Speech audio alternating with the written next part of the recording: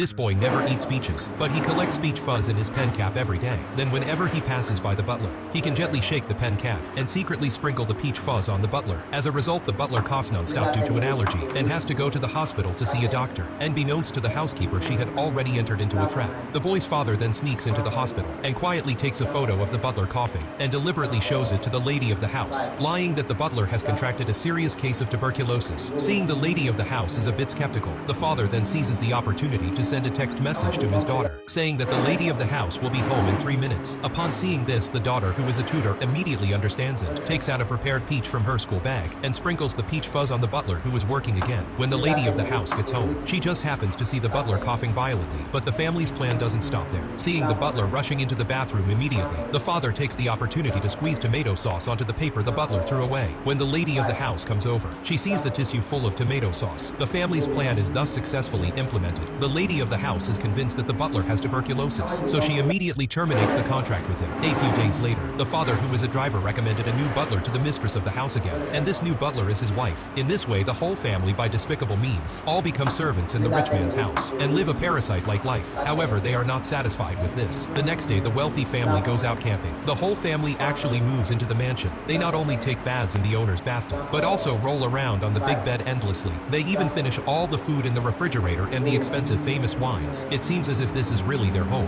However, just as the family is still chatting happily, the doorbell suddenly rings. It turns out that the butler, who was driven away a few days ago, has come to the door. She says she forgot to take something when she left in such a hurry. Seeing the pitiful look of the butler, the mother doesn't think much about it and opens the door for her. Little does she know that this move will plunge them into an abyss.